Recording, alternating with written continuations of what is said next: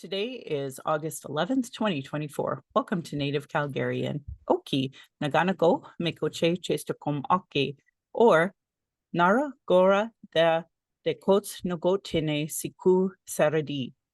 Hi, my spirit name is Red Thunder Woman. My married English name is Michelle Robinson, and I use she, her, they, them pronouns. My Dene lineage roots me in the land of the Great Bear Lake Tribe in Treaty 11 in Delaney. I'm native to Turtle Island. My Dene Nation is uninvited to this area of Clincho Tine Indahe and Satu Dene, meaning many big dog town, named after the Calgary Stampede. I was born in Calgary, or in Blackfoot, Mohkinstsis, as Michelle Elliott, an English name that has afforded me privilege in an English colonial world. Acknowledging proximity to whiteness is important because the darker the skin, the more racism a person experiences in colonial spaces. My late great-grandfather is Milo B. Wool from Deline. His daughter, Alice, is my now late granny. My mother and I are Northern Slavey Dene or Satu Dene, but my Indian Act and Post status card by the Canadian government says Yellowknives Dene. Through my father, I am a daughter of the Mayflower and a daughter of the American Revolution. Having a Canadian Indian Act and Post status card is a colonial construct by Canadian policies meant to divide Indigenous peoples' inherent rights. Indigenous Two-Spirit, or the Indigenous 2S LGBTQ community, and Indigenous women are at the bottom of the Canadian socioeconomic ladder because of colonial trauma, imposed poverty, racism, gendered violence, and land theft.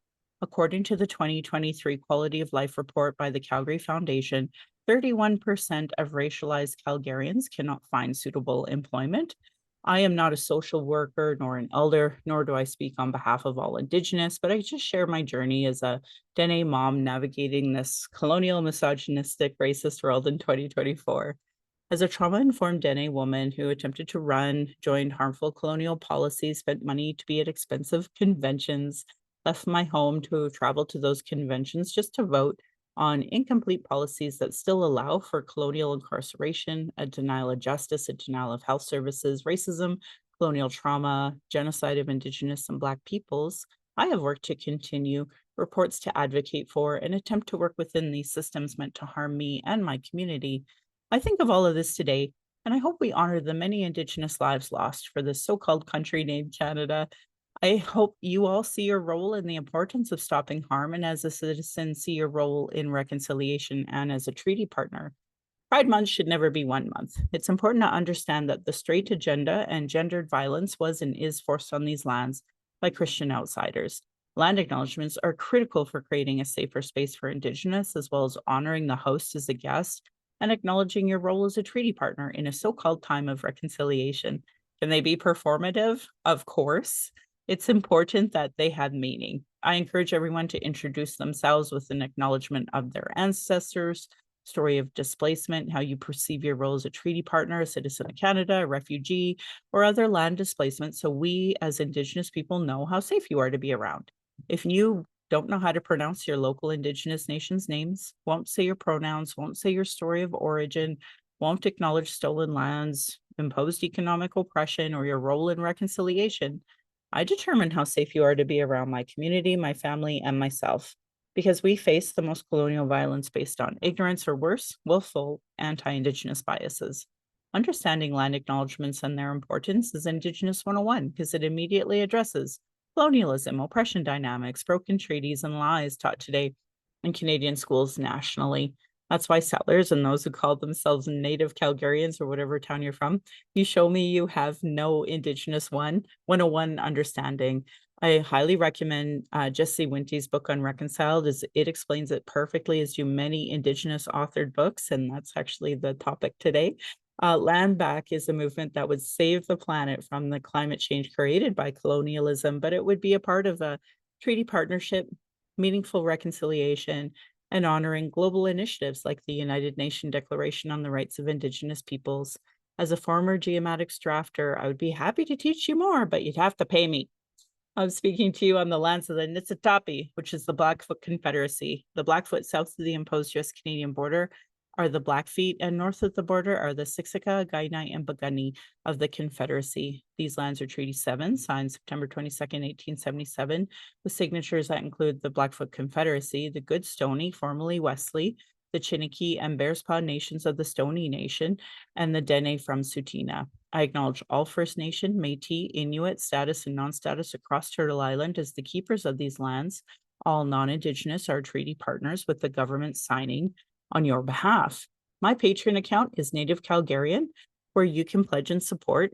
Thank you, previous donors, for showing your support. If you value listening or watching and can afford to give, thank you. For those who cannot afford to give, I'd love to hear from you at nativeyyc@gmail.com, where you can send in your comments or questions. Also, giving a review helps, whatever medium you're listening from. I have a YouTube channel that you can go and subscribe, and you can go to nativecalgarian.com for the latest podcasts and pin posts on social media.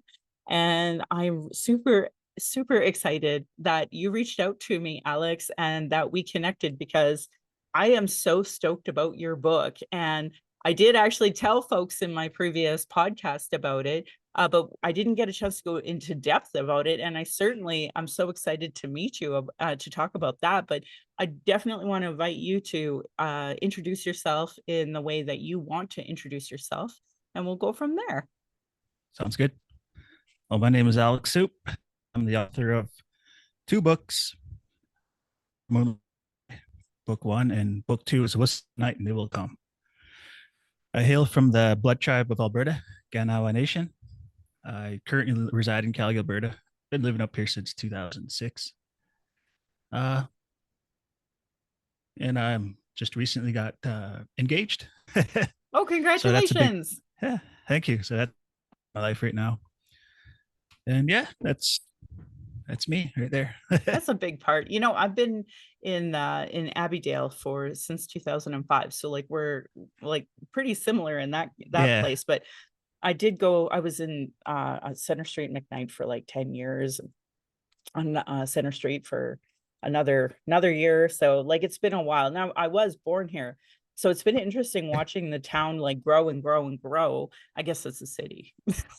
Oh, it's doubled in size in the last 20 years alone. Isn't it incredible? Aren't you It's crazy. surprised at how much things have changed since the TRC with like conversations of inclusion? Oh, big time. Yeah. It's like there's so much more acknowledgement for us, and all the heck we went through. No kidding. Jeez. Like my grandparents, even my mom, even me, like when I was junior high, I was the only Native kid in my suburban junior high school, and it was just weird. And now there's so many more natives, and I went to that area again because my friends live there. His nephew goes to my school, and he said, "Yeah, there's Filipinos, there's Asians, there's blacks." It's like when I was there, it was just white people and me and one Chinese kid, and he was my best friend. Nice. Yeah, it's changed a lot. Isn't that funny? My daughter is in the area, and it's really great because a lot of the schools now have like these Indigenous rooms, and I'm like, oh man, how cool would that have been while we were growing up in these schools? Right? It would have been so much better. It would have made life so much easier back then.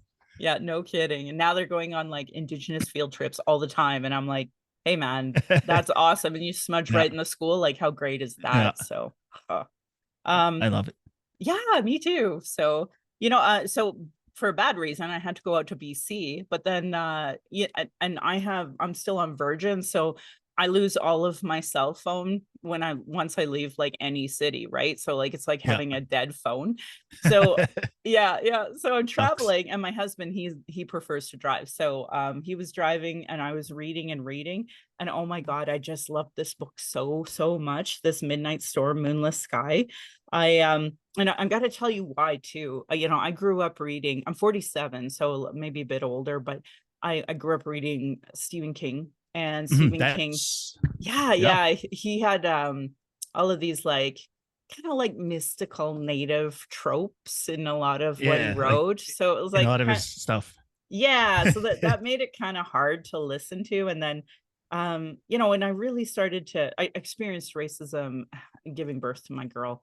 And when that happened, it really set me into some depression. So oh, it was horrible. So that kind of led me on the road of unpacking racism and understanding colonialism, because, I obviously had to in order to heal from it, right? And Yep, so I big time. actually quit reading fiction. And I loved reading fiction. Like, I loved reading some of my favorite series that is now they're relooking at is that Ravenloft series for D&D. I have the whole series. I loved it, and I haven't reread it. And so I hadn't read fiction in such a long time that I was like, I am going to read this book because I know your Treaty 7, your Blackfoot Confederacy. Hmm. I'm going to read this book. And so I did. And like, as soon as I got started, I couldn't put it down. So That's yeah, good to hear. yeah. Have you gotten much feedback from it? Here and there. My publisher, she tells me a lot about people she does business with. Mhm. And yeah, but people have read it, especially like friends I haven't talked to for a long time. They'll be like, "You're an amazing writer. Your book keeps me up. One of the couple of stories keeps me up at night." And I'm like, well, that's the goal. Yeah, no, they're really great. I remember the knife was a good one. I was like, oh, that's Yeah, a really creepy one. And you that's ended it actually the up, first one I wrote. no The very way. first short story. Yeah. Oh my goodness, it was so good. I mean, I loved all of these. Don't get me wrong. And like I don't know. I when I started going through them, I was like, man, I got to read more of this. So I did pick up your second book. Okay. And this one was actually gifted to my daughter at USay. And so that's actually how she acquired this. And I'm like, oh, let me accidentally put this in my collection to read. So Really? that's how it came to be. So I'm really appreciative of USay for giving this book to her. And Hmm. yeah, Okay. she read she doesn't read a lot of books, but so she hasn't read this one, and she's kind of not a horror person. So, but I am. So I went after, because I'm all like excited Yeah. now, right? So I got your second book, and I got Yeah. three from that Stephen Graham Jones, because I'm like, oh, these will be really good too. Yeah. So Fellow Blackfoot author. He's yeah, I still got to buy his latest book, but yeah. of course you probably read only the Good Indians. Oh, I The have only it Good here. Indians. Sorry. No, I'm Yeah, not joking. I haven't read fiction since your book. Like, okay. your book is the first one I've read since, I don't know, 15 Forever. years, my friend. That's half a lifetime. I know. Some people. I'm Well, old. I'm glad my book will get you back into it because Yeah. it's I love reading fiction. Just like being on internet too much kind of Ugh. depresses you. I notice that. So when I open a book and I feel like, as Stephen King said it, it's my high. Reading and writing is my high, and Yeah. it's a natural high, right? So I love it. Mhm. So I wanted to ask you, when did you know you had a knack for writing, and what gave you the courage to start writing and go to a publisher? Okay. Well, that started about 7 years ago. I I needed to do something with my life. So my mom, she was a principal back then, and she told me I should go back to school and do Mhm. some upgrading. So I went to Bow Valley College for a year and a half just to upgrade a bunch of classes I need. And my social teacher and my English teacher, they both really liked my essays because I had to write a lot, you know. So one of them said, his name is Bruce McKay, amazing teacher. He said I should, have thought about becoming a writer. I was like, I've never thought about it. Maybe like 20 years ago, like when I was a kid, perhaps. But he's like, oh, you should think about it. So about a year later, not even a year later, I started writing my own like little fiction, a couple pages. And then next, I'm writing story after story, right? Page after page. And then my mom did a kid's book with her name is Lorraine Sheba of Dervile and Oak. So I had a brunch meeting with her, and she wanted to read my stuff, and she was to the point. She's like, I'm not promising you anything. I was like, yeah, it's worth a shot. So a couple days later, she's like, I love your stuff. Let's publish you. So right away, and here I Amazing. am. Oh, that's such a great story. I got to tell you, yeah, like this is, I think what it also is that because, I've unpacked enough about colonialism and racism that it's like, it's just nice to read. Like, you don't have to explain the 60 scoop. You don't have to explain any residential school. It's just in there. It's part of our life. It's part of all of our lives. So the last thing you have to do is explain it, but you can talk about how the ghosties, the spookies are Yep. associated with all that stuff, and that Oh, big I time. just love it. And I even slip it in a few like subliminal. I'll slip it in there in some of my writings, and people, non-indigenous read it. They'll be like, "Oh, okay, you know, maybe this is why, so and so whatever happened, right?" Hmm. Yeah, no, I think that's why I loved it. I just felt reflected for the first time in there. And I am embarrassed to tell you this, but I'll tell you this because it's funny. When I first had my daughter and I was nursing her, when the kids go through growth spurts at like, 2 months, 4 months, 6 months, like you're nursing like crazy. And so I was reading the Twilight series at that time because there was like some indigenous representation. And Yeah, like you're stuck at 2 in the morning wide awake because you just nursed this kid and you just can't fall back asleep. So it was like this, yeah, that's what I was reading. And I was reading it and I was just like, oh. And then I watched the movies because I was invested. I'm a Star Wars nerd, so once I'm like started something, I have to watch every single one. So like I've watched all of the TV shows that have come out in that as well. And okay. yeah, that's my fun stuff is Star Wars. I like Star Star Wars, Wars. Star Yeah, Wars is awesome. because it's intergalactic colonialism. It really is, right? If you really think about Yeah. So I love watching it and critiquing it and throwing that. But my husband, they're more into the Marvels, or they were anyway. They're not so much anymore. We haven't seen the latest Wolverine or anything, but just that it. idea of like escapism Yeah. and being able to get into this book. And these books are really good too because you get to like it's our spirituality. And again, you don't have to explain it to me. I get it, right? So that's a Mm-hmm. lot more fun. And then too, acknowledging that some of our family members are still Christian, right? So we'll have the Yeah. Bible or whichever. So yeah, I really enjoyed all of it. My mom is still Christian, and my granny was, and so they had to do the full Catholic thing. And Yeah. Same with my family. My on my mother's side, we're all Catholics, right? I was baptized, yeah, and then on my dad's side, more and spirituality. yeah. Like whereas my great grandma, who I good chunk of my life, my early life, she was both. Like it's kind of hard to explain. She was both Christian. She believed in Jesus. She believed in not so much Mother Mary, but she believed in Jesus and she believed in Creator. She was very traditional like that too. Oh, it's great. But it all stems from the residential schools, right? It Yeah, got pushed on them, right? 100%. And that's why I used to be mad at my family for being Christian and Catholic, but I'm not anymore because now I I was there. understand the I was gravity of it. Yeah, Sorry. I was actually there. I was there too for about 5 years. I totally hated Christianity, but now I'm just I'm back. Yeah. Whatever. I don't hate it. Let's just say that. Yeah, same. I get it now better than I used to. Mhm. So I guess maturing, I don't know what it is, but also understanding where it came from. Like my when my family talked about residential school, it never made sense to me. And I was really brainwashed by white culture. So I was just like, man, this is not helping.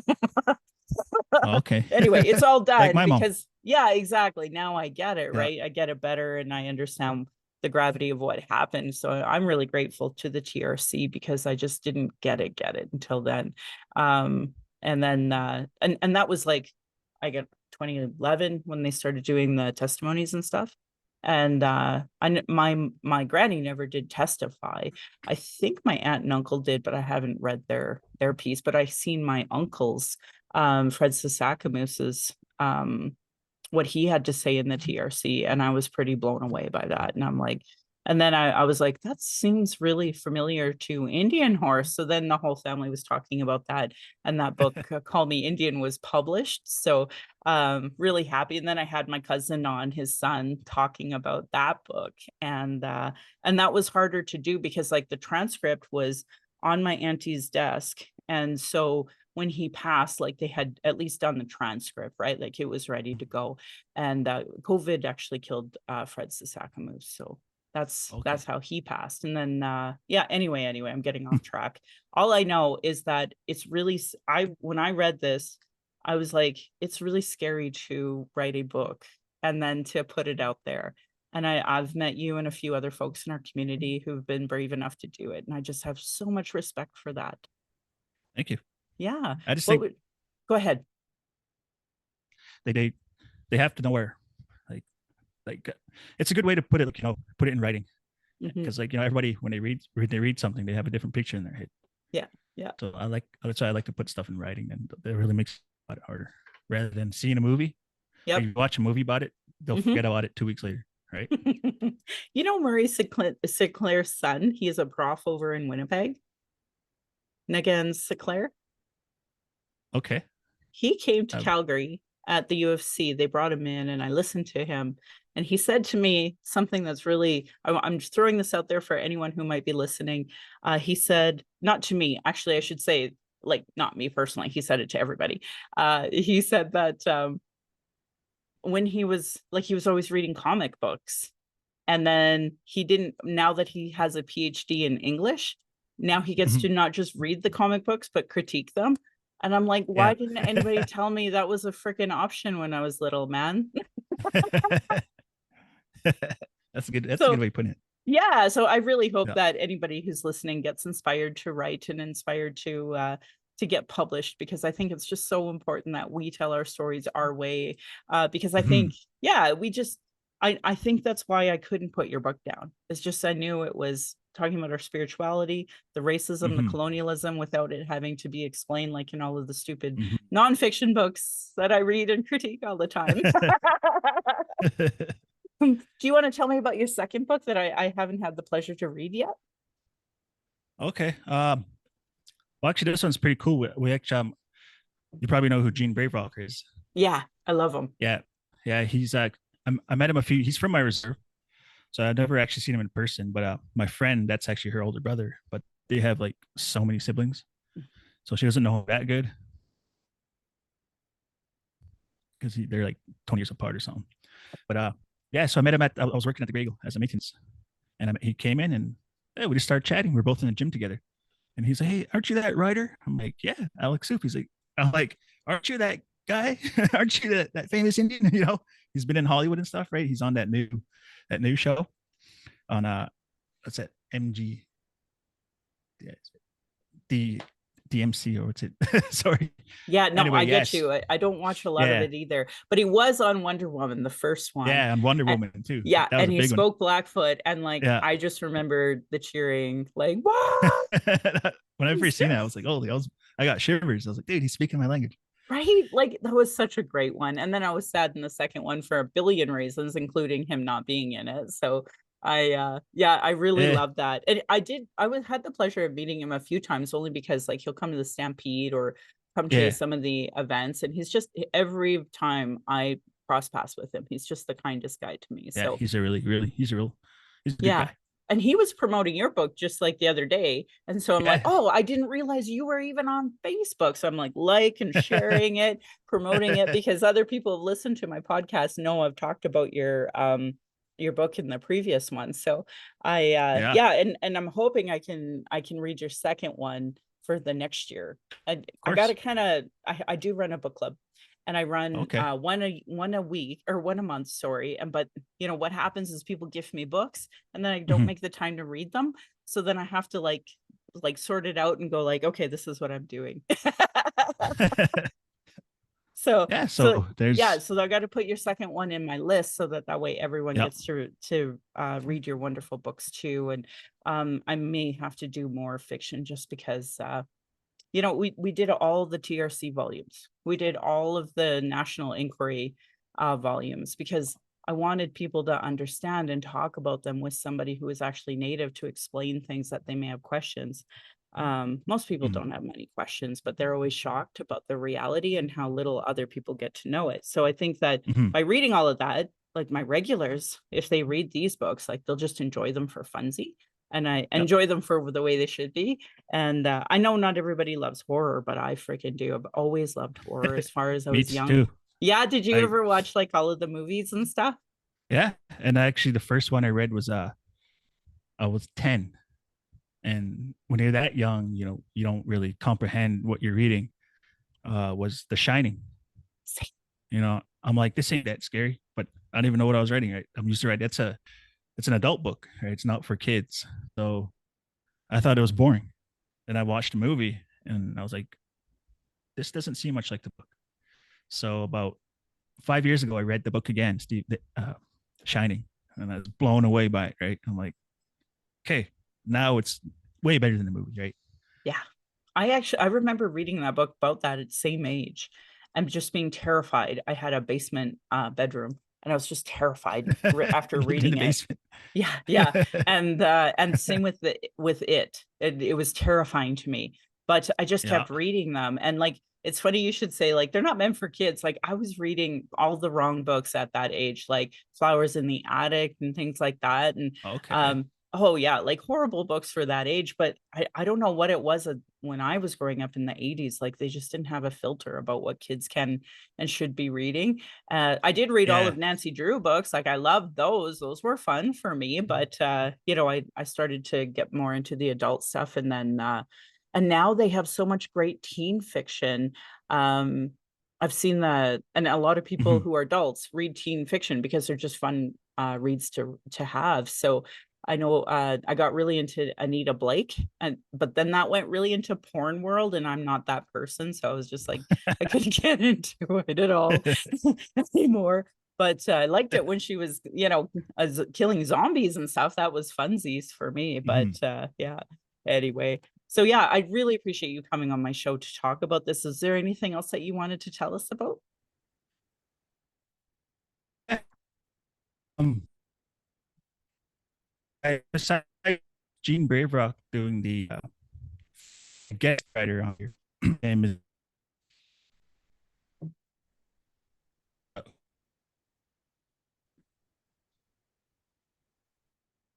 oh sorry, thing froze for a minute there. Yeah. The great thing in a podcast is that Yeah. nobody on the other side sees that part. So I try not to Yeah. interrupt and just let you go through it. Yeah. Yeah. All right, so I'll carry on. Yeah, my buddy Kerry Thomas Cody, he's from the Kiowa Nation of Oklahoma, and he actually heard about my second book.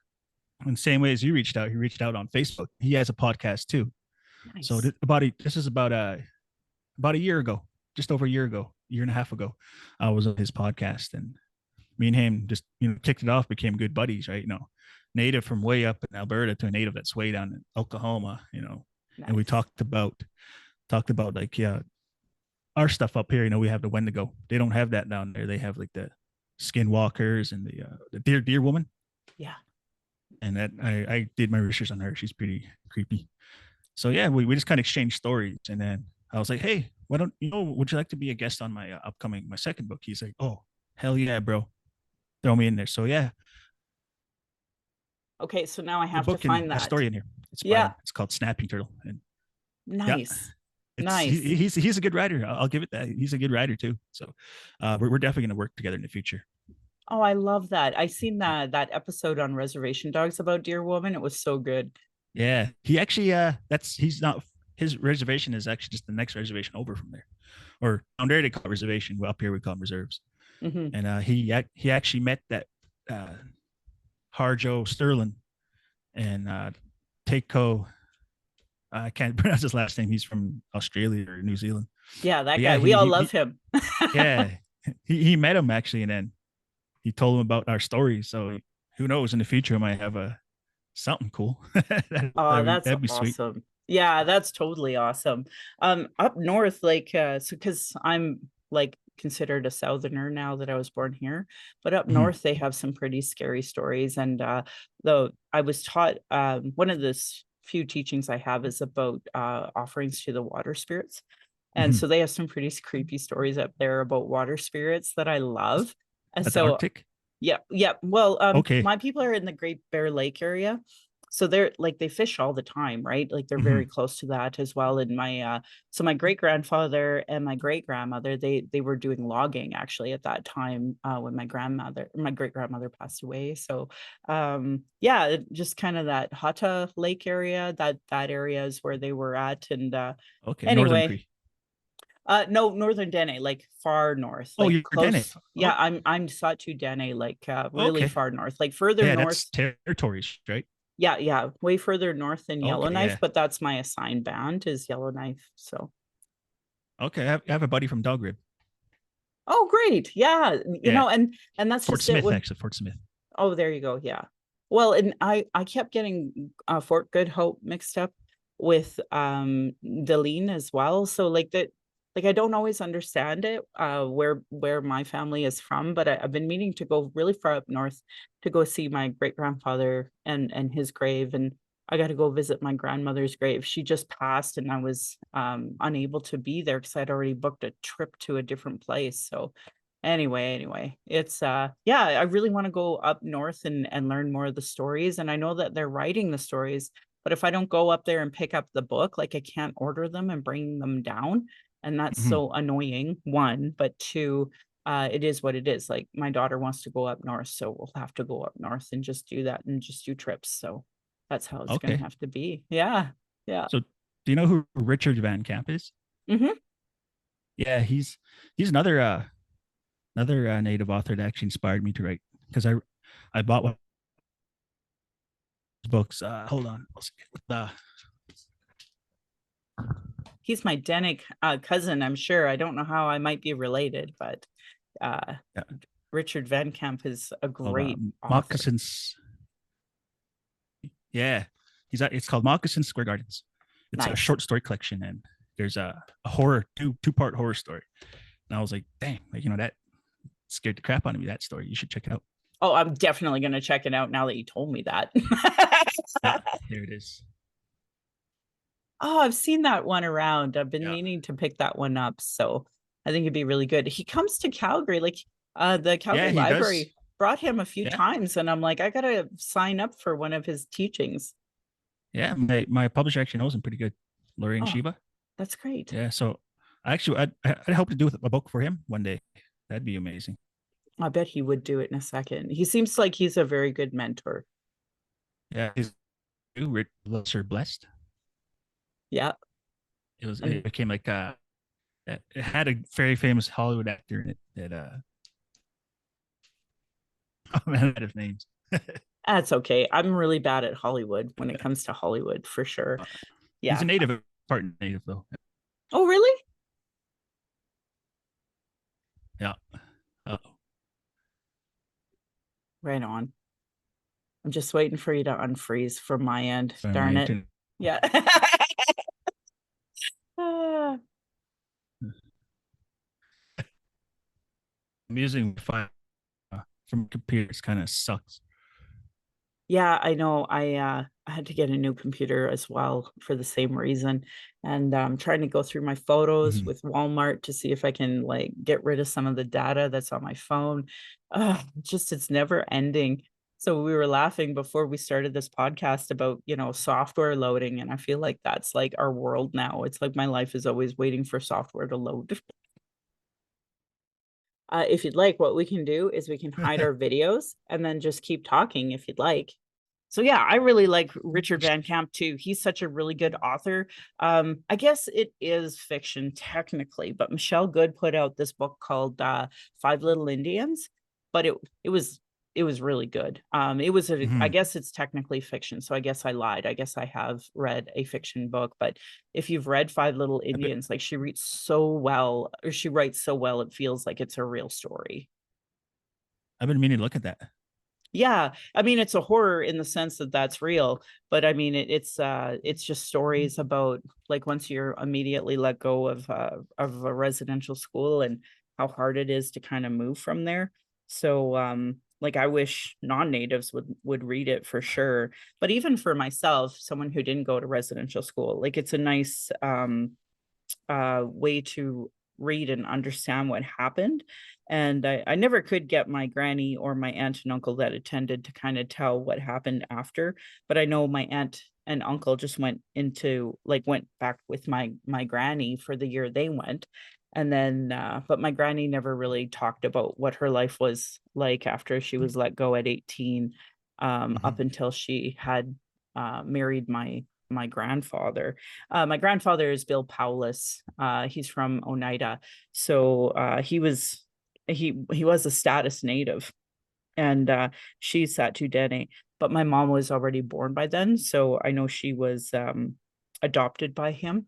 So I don't Mhm. claim being Oneida because I think that would be wrong for me to do. But I know my aunts and uncles, like, because my mom is the oldest, so all of the younger ones try to tell me about the Powless out east and their what they did and didn't do. And I'm like, I appreciate the stories, but I will only identify as Satujene because it's only through my granny that I have that lineage. So Okay. I have none of the Paulus, but my whole family were Pauluses, so that's how everyone knows us from up there. So anyway, Hmm. yeah. So I name Richard Van Camp might know my family up there, so I'll have to ask him the if I ever get a chance to meet and see him down here in Calgary. I know I've been meaning to put together my books. I did get to meet Hmm. before he passed Hmm. away. That other Indigenous author that wrote Indian Horse. His name is Wagamis. Richard Really, Wagamese. Yeah. yeah, really nice fellow, really kind. I know that there was some friction between my family and his about that book, because they felt like he took it, and but he was such a good writer, and my daughter and Yeah. I have talked about that, and I just said, well, aren't we actually kind of lucky to have such a talented, kind man write that story of our uncle?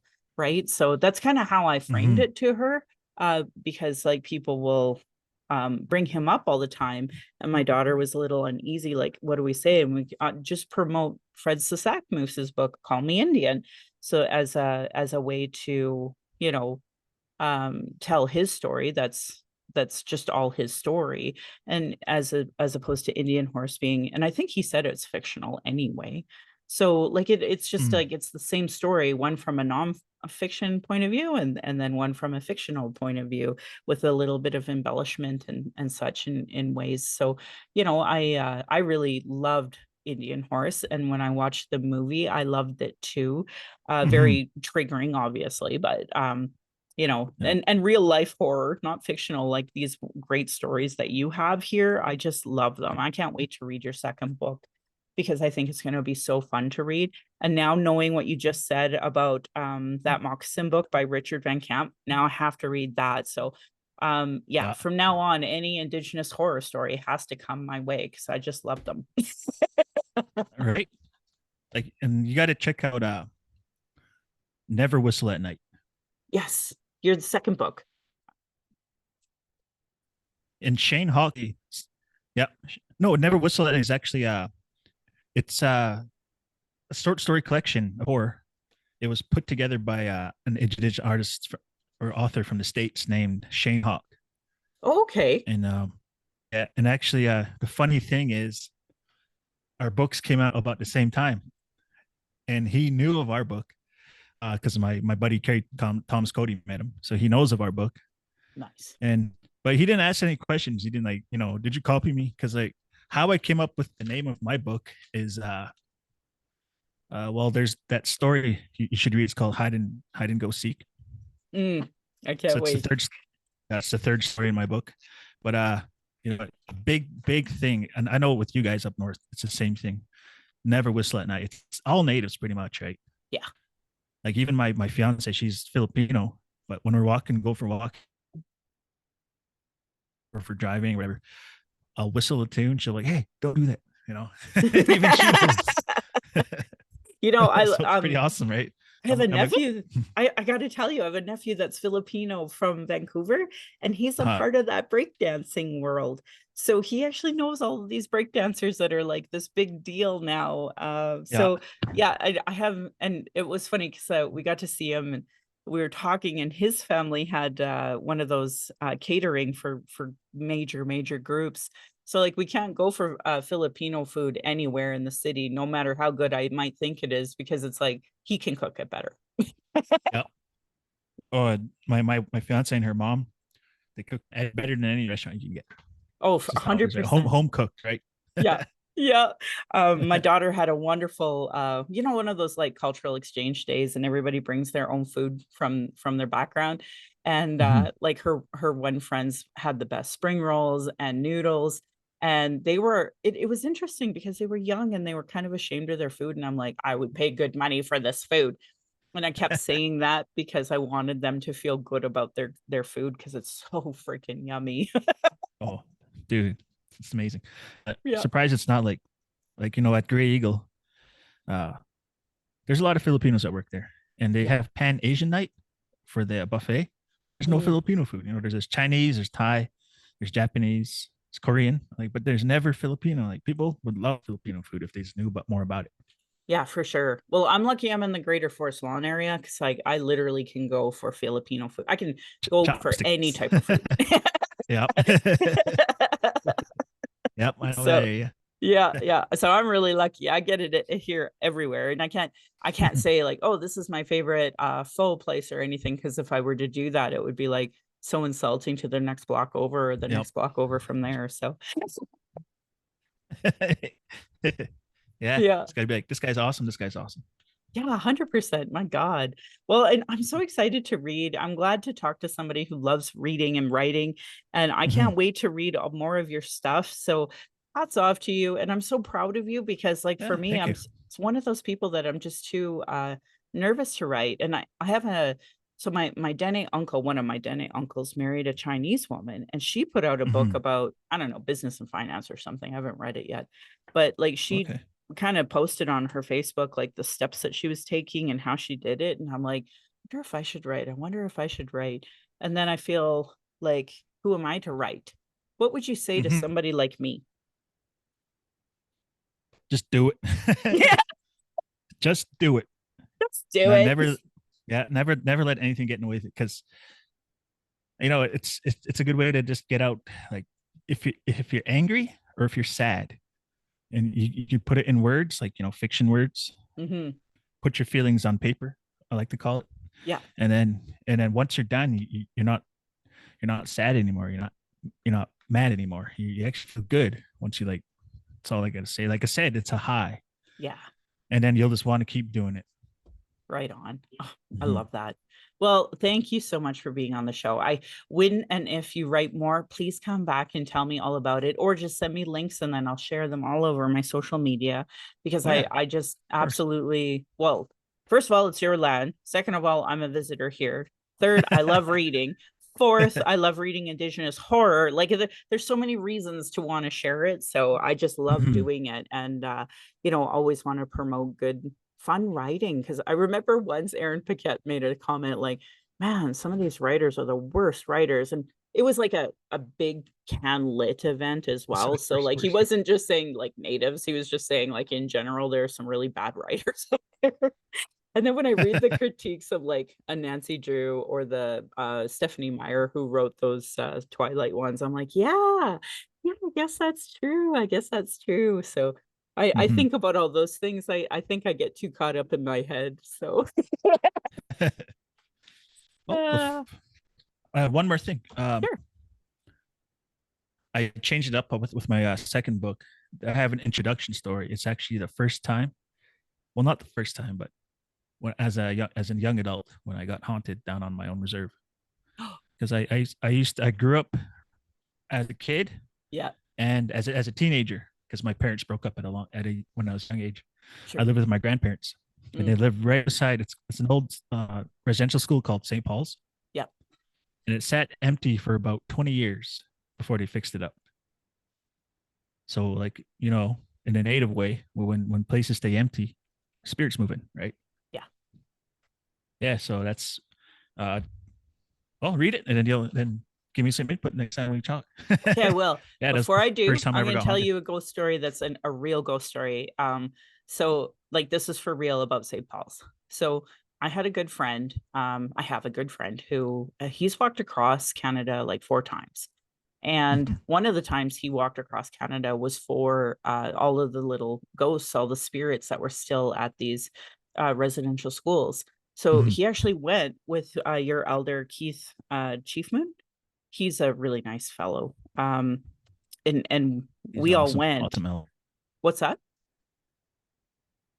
He's an awesome elder. He really is. During Idle No More, Yeah. he was really great too.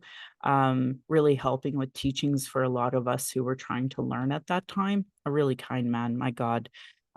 So my Yeah. friend and Yeah. him, we and me and my daughter, we all went to St. Paul's, and I stayed in the van with my daughter because obviously, that's not for us. That was for them to do. And while I was sitting with my daughter, she kind of got a little scared and come sat with me and kind of closed her eyes. And we waited and waited. And then when they got back, um, we drove, we did a million different things. And then I was alone with my friend and he told me a story. And then when I was alone later with my daughter, she told me a story and they told the exact same story of what they had saw without me seeing it. I just kind of sat there knowing like I've had a few ghost encounters, but I don't see them the way most people see them. I just feel them. And my like Okay. literally I know they're there and I know how to protect myself, but I don't, Yep. like so I was trying to teach Sam that or my child that at that time and how to protect yourself and they were doing a really great job and I think honestly they knew 20 billion times more than I did. So it was kind of an interesting moment. So I'm hoping that because I one of my favorite things on TikTok right now is the tell me a ghost story that nobody would believe but is absolutely true. Mhm. And so I'm trying to figure out how to write all of the like spooky things that I have really encountered and then maybe doing exactly what you're saying is like okay but or embellishing them and writing about them in a way that makes it a fun something fun to publish but I'm Yeah. I'm too afraid so I just never do it and the other thing is I just get too busy because I'm still a stay-at-home mom so I'm hoping that maybe in 5 to 10 years maybe I'll do it. I'll make time for that but in the meantime, I just really encourage you and others to do it because it's just like, I don't know, it's just fun to read. And I just wish more people would do it. But the other thing about that story, the St. Paul story, is because it's a really Mhm. it's kind of have to see it's my daughter's story, it's really my friend's story. And then obviously I wouldn't want to tell a story about the Bloods without their permission and talk to Keith, of course. So like there's kind of like a lot of reasons for me to be afraid to write that too. So Okay. yeah. Well, that's well, guess what? You have my permission. Thanks, But Alex. Alex said it was okay. quick question. Yeah, Um, did you when you're at St. Paul's, did you go around to the back, like the old gym? they did. And that's the work that they Well, were but doing. Yeah. okay, good. But you didn't see it.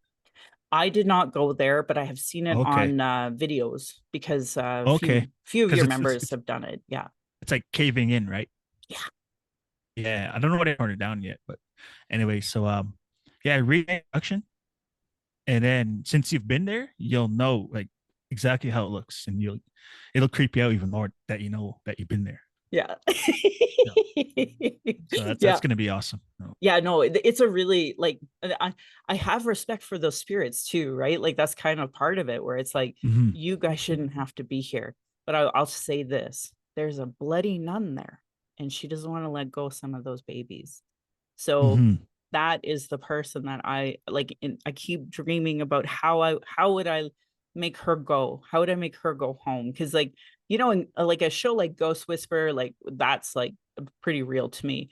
But that Yeah. idea that like this spirit has to go, and because it won't, it's stopping all these other little babies from going.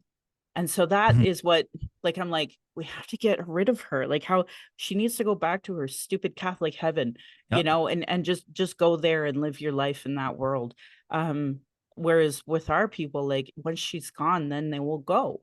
So, and I know all the elders there are like they're stronger than way stronger and know their own lands and are doing Mhm. that work already. So she might already be gone. So for me, I just keep Mhm. thinking like, how would I write that? Yeah, like Yes. like the way like the way But I see it. you go ahead and Uh write it quicker. yeah. Like you know how back in the day Yeah. we were deathly afraid of those nuns because they would Yes. torture us, they would throw us in a dark room, they would beat us, right? Yes. So I think, when a kid dies, as their young spirit, that persona, that fear they had, it goes along with them, that energy, right? Yeah. As and it stays with them. So yeah, you're right that they feel like they're stuck there because that evil lady. Like I know, Catholic people might not like this, but to me, those nuns weren't women of God. They were evil. Same. Like Yeah. who would harm such a small child? I always Like say people of that God, right? they're the ones who brought the devil to these lands. Um, Exactly. That's exactly what I think it is. Because there's so many undocumented deaths. Like yeah. my grandma, my great grandma, she went there in. She was born in 1915, so she went there in the early 20s, Mm, and that was when they had no rights at all. yeah. But my grandpa told me, he's like, she'll never tell you, but she told us when like she quit drinking. She died at 90. Picture this: she died at 90, Yeah. but she could quit drinking about 30 to 40 years before that. Oh, So way wow. before I was born. Way Yeah. before I was born. So my grandpa told me when she would get drunk, she would cry about her lost friends. So Mm, that's the only way I knew about it, through my grandpa. But she wouldn't, like, just like your grandma yeah. Yeah. I think if you were to read wouldn't want that to Five Little whisper Indians a from word about. that, oh, sorry. What Yeah, did you just go ahead. say? Could you say that one more time? I missed it. Oh, about the my grandma not wanting to talk about her experience in there. My Yeah. great grandma, sorry. Hmm. Or my grandpa, he would talk about it every now and then, but my great grandma never did. Yeah. Yeah, it's wrong. It makes me so angry about it. But at the same time, at least it's done in the sense that Mm-hmm. like we have to just let those spirits go now. And Yeah. I think that like this work that they're doing to the unmarked graves, like it's so important. And I try to tell people the importance of it, but I don't think they get it. But it's like, how can we Mm-hmm. heal until we know for sure where all Mm-hmm. the babies are? So You know what anyway, I think? yeah, Before I go, you know what I think? I think there's babies down underneath that gym because I it wasn't wouldn't. built till, like, I think the 70s. Oh, I believe that.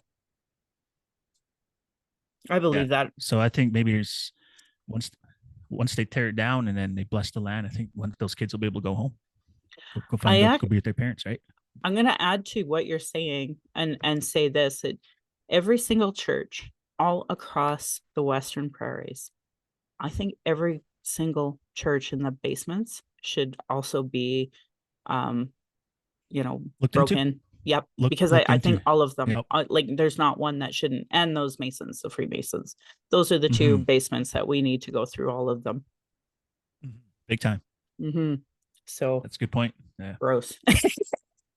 But good for ghost stories. Yeah. Good for ghost stories. Good for ghost stories. That's definitely for sure. Yeah. Well, thank you so much for coming on the show. And please know you're welcome back anytime. And I'm so Of grateful you course. did. Thank you. Well, I, with I'll be that, happy to come again. I love that. Yeah. And I had a with very good that, time. Thank you so much. It was.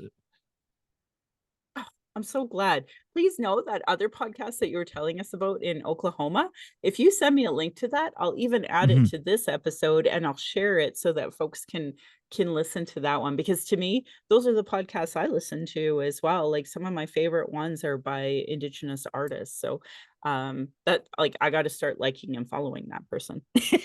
Heck yeah. Yeah. Yeah. So thank you so much again for coming. If you want to stick around, I was just going to quickly go over a few things about the US election, but that is kind of boring too for folks who don't care about politics. So yeah, I'm thanks not a big again. politic guy. Yeah, that's Yep. fair. Thanks, Alex. I so appreciate you being on the show. Of course. I look forward to becoming another guest. Yeah, I hope so. And maybe we can maybe what we should do is make another podcast or maybe you and your friend and we could do go to a movie and critique it because I think that would be fun. Heck yeah. Well, message me then. Let's do it. Right on. I love it. Yeah. Right on. And Okay. Um thank you folks for listening. Please pick up Midnight Storm, Moonless Sky, Indigenous Horror Stories by Alex Soop. I've said it a few times. I want to say it again. I love that book. And now, of course, I have to read all these other ones that we talked about. So one of the things I wanted to talk about real quick, Trump, he got attempted at assassination. Then there was the Republican convention. Then they named this JD Vance, who that's his new name, by the way. He has a previous name. So I have to look up his dead name and start calling him that. But anyway, he apparently put out a book. And that book in the first draft talked about some like y'all know the American Pie and how they were having sex with an American Pie. Well, it's like that, only with couches. So the author took out that draft, and now the internet has blown up and is making fun of this vice president candidate like wild, and I think it's funny. But then Biden steps down. This Harris, the vice president, she funds enough money to be the candidate, and now we have this Minnesota governor, Tom Waltz, who started this whole weird campaign, which I think is hysterical because I'm seeing conservatives lose it. And then they tried to counter it with Tampon Tim by saying, "Oh my God, this guy believes that people should have tampons." And I'm like, "Oh no, what a horrible sin." So, and last night I watched Jesse Ventura, one of my favorite people. Please read his book, I Ain't Got Time to Bleed. It's one of my favorite books ever.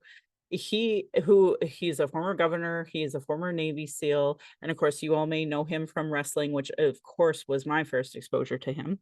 And anyway, he endorsed Tim Walz to be governor before he now became the vice president candidate for the Democrats, and he endorsed both Harris and Walz for the upcoming election. So some of my favorite things all right there. The Olympics, obviously, you all see me sharing so much about this Algerian female boxer that was just brutalized by the British more so than anyone. And now she's suing them all. So good for her. And she won the gold. So I'm so happy about all of that. You heard me mention it a little bit with our talk with Alex, but this new fellow named Phil Wizard to us, new to us, but not to the breaking world. There was like, it's just great to see him win gold. This is the first ever breakdancing, um, you know, ever in the Olympics, and he won from Canada. Like, what a great story. I'm so stoked about it. But one of my favorite things that I hope that you all seen was in the US, there's this one run that's a 400-meter run, and it's a relay. So like there's four runners and they all run 100 meters, and it's a team effort. So the US team was like totally dogging on Canada, and Canada won it. And so our prime minister took a tweet of the US dogging on Canada and said, "Oh, sorry," and did the gold medal. And I was like, "Oh my God, that's so funny." So I laughed. I was hoping everybody else would enjoy that with me. Really got a kick out of the two folks from BC they throw these stones. And I've seen some really funny tweets about how in Canada you're either breakdancing or in grade 5 you either go breakdancing route or you either start throwing stones. There's no in between, and I just thought these things were so funny. So I hope you all enjoyed the Olympics as much as I did. I know right now is the closing ceremonies. I'm not watching it right now. I would much rather talk to Alex Soop any day of the week, and definitely if we're going to be talking about ghost stories or spooky stories. So tomorrow is our book club. A very controversial book club, actually. Got a few messages from people saying that our book club is actually not by a Cree author. So I had a look on her website and looked pretty Cree, and was reading her book, and she has all of her Cree credentials. So I know, so I put out a little video saying, "Hey, sorry, Cree. I one of these pretend Indian hunters has gone after her." And so I was getting a few messages, and I'm like, "I don't know if you listen into this pretend Indians from Canada land," because that was a really great podcast series, and it actually did a whole episode on pretend Indian hunters and what they're doing. So for me, I don't know if she's why would I've never understood why anybody would lie about being native other than to take money, but I never got that impression from this woman at all. So I'm really excited to read her book so far, Killing the Wittigo. Such a good book. Love it, love it. And ironically, just starting the part on lateral violence. So oh, well, it is what it is. Everyone has their thoughts and opinions, but it's always disappointing to see people, calling me a pretend Indian or, somebody's called me a pick me girl, things like that. And yeah, so really, really crappy stuff. But as you all know, we talk about lateral violence on every podcast, and I'll give that resource here coming up. I'm proud that all of these. Oh, and one last thing about the book club. If you choose to come join us, just message me and I'll give you the Zoom link, and you can have a look on all of our previous podcasts for other books that you may have read as well. And I'd love your thoughts and opinions on some of the books that we've read and go from there. Anyway, I'm proud that this podcast gives solutions in cultural safety training and cultural first aid and all of them to try to create a safer space for Indigenous people of color, those with disabilities, and to us LGBTQ. According to the 2023 Quality of Life report from the Calgary Foundation, 88% of racialized Calgarians feel uncomfortable or out of place because of their religion, ethnicity, skin color, culture, language, accent, gender, or sexual orientation, which is up from 75% in 2022. 84% of racialized Calgarians believe that racism exists, where only 66% of non-racialized Calgarians believe that. Thank you to Cheryl Ward, Chelsea Branch, and Alicia Fritkin of here to help.bc.ca. They have a wonderful section on what is Indigenous cultural safety and why you should care about it. Their work are part of those cultural action tools. So please support Indigenous work like that as a part of your reconciliation work and settler understanding. I'm just lucky enough to repeat and highlight it here.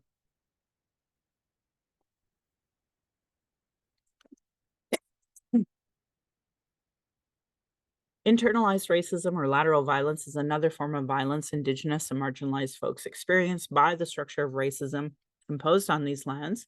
You can go to racialequitytools.org. There's tons of resource files. Give those folks some money if you have any.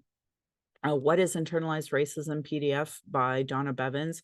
It's quite extensive, so strongly recommend everybody read it. I do from time to time to try to remember, try to reabsorb. I think that anyone who reads something different the second time, no matter what it is, even these stories. I'll probably reread Midnight Storm and Moonless Sky many times over because I just loved it so much and get different things from it. Do's and don'ts for bystander intervention by American Service Friends Committee. I want to tell a quick story. I was just my daughter, my husband, and I, we all went to do this wonderful event that they had for the drag community, and it's with dogs. So we were going to go there.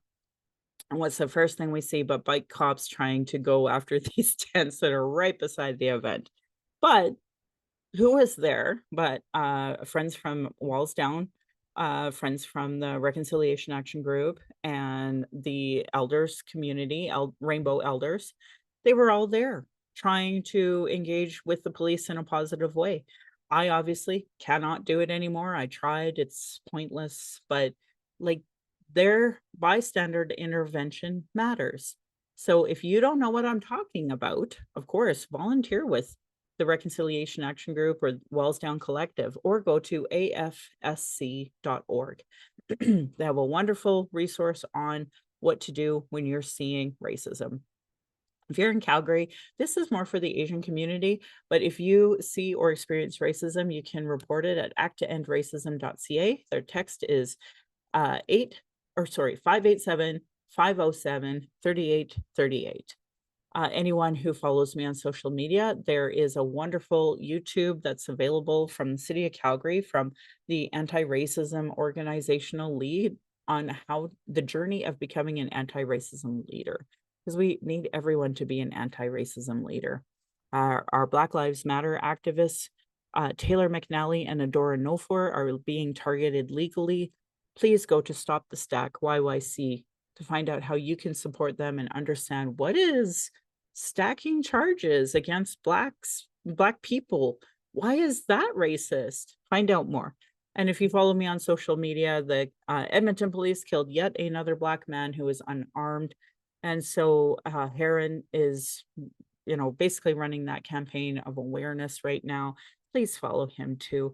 It's unacceptable for white police officers to be murdering Black and Indigenous people, unarmed for that matter. I don't understand how Canadians and Albertans are okay with it, but they've proven over and over again they seem to be. Indigenous have been talking about these issues, sharing our traumas in reports, commissions, and public hearings, just so it can be regularly disregarded. No more. Honor our words, honor the treaties. Listen to politicians and their platforms and policies.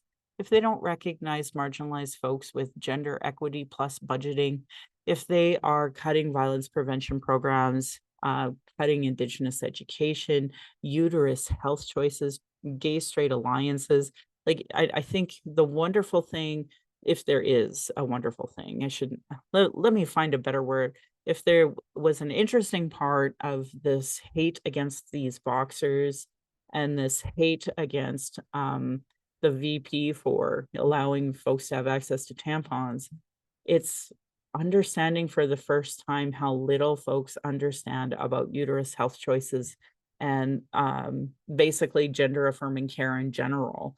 So, if you see politicians cutting these health choices, gay straight alliances, the lack of human rights for migrants, immigrants, folks with disabilities, know that you're voting for that oppression and that it is going to negatively impact marginalized people.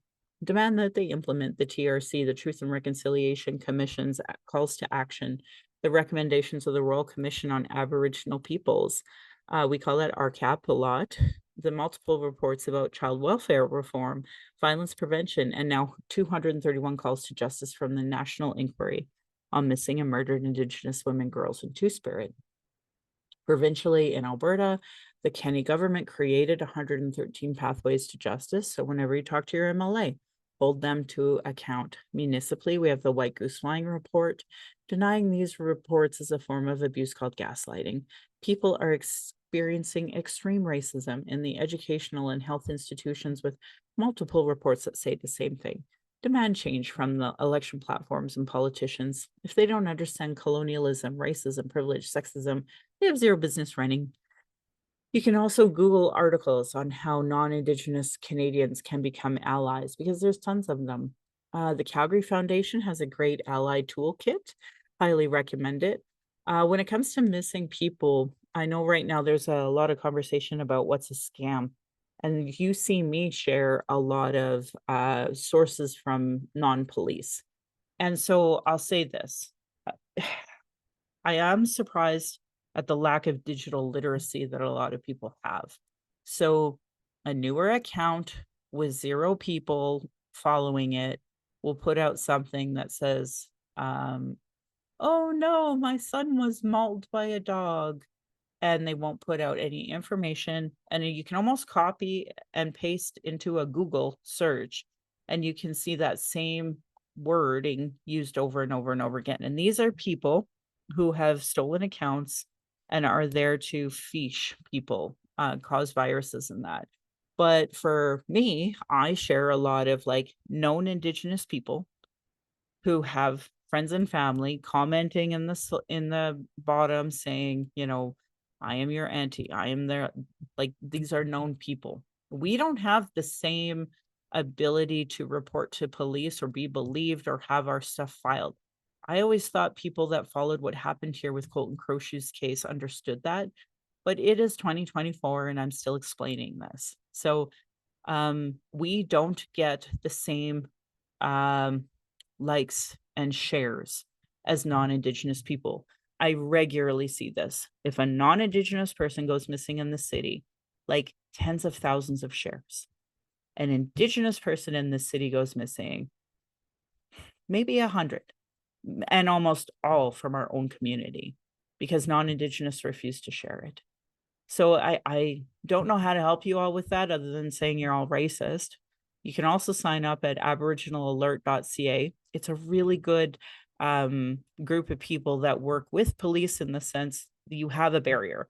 So folks like me don't have to work with the Calgary Police or the RCMP anymore, who are nothing but harmful people to folks like me. But Aboriginal Alert works with them in the sense that they can get information, sometimes a police number and a file number and add it to it. But sharing it at first matters. So if you don't have the confidence to share from Aboriginal Alert or the Missing Children Society of Canada, I'll understand. But if I see you sharing from the Calgary Police, then I know you are just discriminating against these organizations. You can also download these apps, and that way you get notification because they tell me when there's a missing person in my area through my email. Another organization that I really support is I guess it's a stack more than anything. I follow Dr. Ewan Thompson on Twitter, and he has an email that you can sign up and get published data for. Why that matters is because so many Indigenous people are not being given proper help when it comes to addiction and proper health care, even though we have this treaty right to health.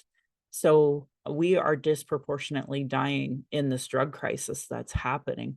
And he's been publishing as much information as he possibly can about all of the drug poisonings in the area. So that's why of course I support harm reduction and safe supply. So if you are a person that also does, I want you to know if you're using substances, please don't use alone. If you are using alone, you can contact the National Overdose Response Service at 1-888-688-NORS. You can download the Brave or Doors app, and there's a lifeguard app. So these can help you create safety plans because we want you here. Whether or not you know it, we do. And I also understand how sometimes you can reach out for substance help, but knowing that there's a long wait. So in the meantime, this is kind of our harm reduction way of trying to deal with that. If you are in the Calgary area, I support Freedom's Path Recovery Society.ca. One, you can donate there, but two, they provide free one-on-one addictions counseling services, group treatment for recovery in Calgary. They're queer friendly and anti-racist.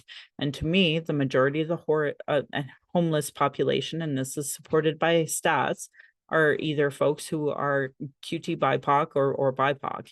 So many of you have also heard I am fully supporting Canada's first 2S LGBTQ Addiction Recovery Center, stonewallrecovery.ca. So you can donate to them too if you'd like. If you're experiencing emotional distress after anything we talked about today, you can call the First Nation and Inuit Hope for a Wellness Helpline at 855-242-3310. You can go to hopeforwellness.ca. They have a little text box there. Or if more related to missing and murdered Indigenous women, girls, and Two-Spirit, you can call 844-413-6649. We also have a 60 Scoop Indigenous Society of Alberta at ssisa.ca. We have an Indian Residential School Survivor and Family Hotline at 866-925-4419. Kids Help Phone 1-800-668-6868, or you can text at 686868. The Native Youth Crisis Hotline is 877-209-1266. You can call 988 or text 988 or go to 988.ca. Most areas in the cities down south have distress center lines or a functioning 211, or nationally, you can just go to 988. The following are 2S LGBTQ support services across Canada. In the Toronto area, you can go to the number 2 spirits.org and find out about this Indigenous-led crisis response pilot that's being led, and that they're trying to engage in health-related crises and wellness checks for individuals located in Division 14. You can also call 211 in that area as well. For our American friends, we have the Two-Spirit Identity Strong Hearts Helpline.org, or 1-844-7-NATIVE, or 1-844-762-8433. Here in Canada, itgetsbettercanada.org has tons of resources for 2S LGBTQ+. Warning for the QT BIPOC, I've seen some of the orgs in Alberta listed, and not all of them practice anti-racism or have Indigenous education, so you may want to try the MMIW line. Violence is my everyday reality. Every Indigenous generation has faced it. This is self-care, how I take my power back. This is why I started the podcast, to speak freely without interruption, tone police, leadership shaming, gaslighting questions. Many people don't want to hear Indigenous opinions. Sure like to tell us theirs, even if they don't know anything about us or colonialism or the constant surveillance of our people, our protests, our vigils, or our rights. I and many others share information on racism daily, so it's just unacceptable. Learn about being trauma informed. That's why we don't always just pet your ego and say, oh my God, thank you. Unfortunately, some of us do.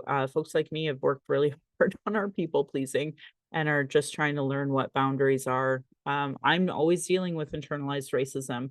And then there are the gatekeepers that survive off the status quo. There are folks who are so deep in their trauma, they really hurt other people. So again, these resources, internal, external racism is an everyday reality for me, Indigenous folks nationally and internationally, folks with disabilities, QT, BIPOC, and more. Masi Cho to my ancestors. When I think about what they had to survive in order for me to be talking to you right now, it's a wonder any of us are here. So thank you to my granny, to my mom, what strength looks like through your examples, my dad for teaching me to be strong and blunt, my stepmom for showing me what a proud culture is through her Austrian family. I know they're going through a lot of healing right now, a lot of hurting, but it is through her I am a second generation Calgarian. To my husband, thank you for producing and editing the show. On top of being my husband, my childhood friend, father of our child, he has supported my journey down the red road and witnessed decades of racism and sexism. To our child, we are blessed to learn from you daily. We are honored you chose us. You give me daily accountability to be a better and stronger person. I hope my daughter and my family will be proud in the future of us trying to discuss these present day issues in a way that they'll understand. I honor the Blackfoot. Thank you to my guest, obviously, Alex. The elders members have been so kind to me on my journey. Elder Red Crane taught me how to say my name in Blackfoot. Leonard Kenny taught me how to say my name in Sati Dene. My humblest apologies to all the language keepers as I try to learn proper pronunciation of all the languages. My native Calgarian Patreon account is where you can pledge and support. Thank you for your previous support. If you value listening or watching, you can afford to give. Thank you. For those who cannot afford to give, I'd just love to hear from you at nativeyyc@gmail.com, where you can send in your comments or questions. I have a YouTube channel that you can go and subscribe. Go to nativecalgarian.com for the latest podcasts and pin posts on social media. And, for my touch grass story, I just wanted to thank Kat for inviting me and for booking Sam and I to join her at the temporary Glenbow location across from the Palliser. There's a person there named Meryl McMaster who has an exhibit up until September 1st. So you can just go book some time online, and that's what Kat did for us. Shout out to Elder Maria Campbell too, because she is referenced as part of those two short movies that are playing. And I really enjoyed Mel explaining her story and her crow art. It was fantastic. And we got this beautiful book about it as well. It's called Bloodline. And it's just kind of a wonderful thing to see representation, but also different parts of her story. And my daughter had learned from her story why some of her friends have this share the same last name from Siksika. So it was just a wonderful time for all three of us. So thank you, Kat, from the bottom of my heart. She also runs the Settlers Book Club. If you're interested in reading a book club that has more of a settlers lens, and I can't attend all of that, so I don't go there. But the reason why my book club exists is so that I can talk about a book through my lens as well. And Indigenous people speak first at mine. I also end every podcast with a side eye to those Calgary rabbits. You're lucky I'm not Tradish. And my beautiful cousin would respond, or you'd be in my dish. Thanks, folks, for listening. Always appreciate you.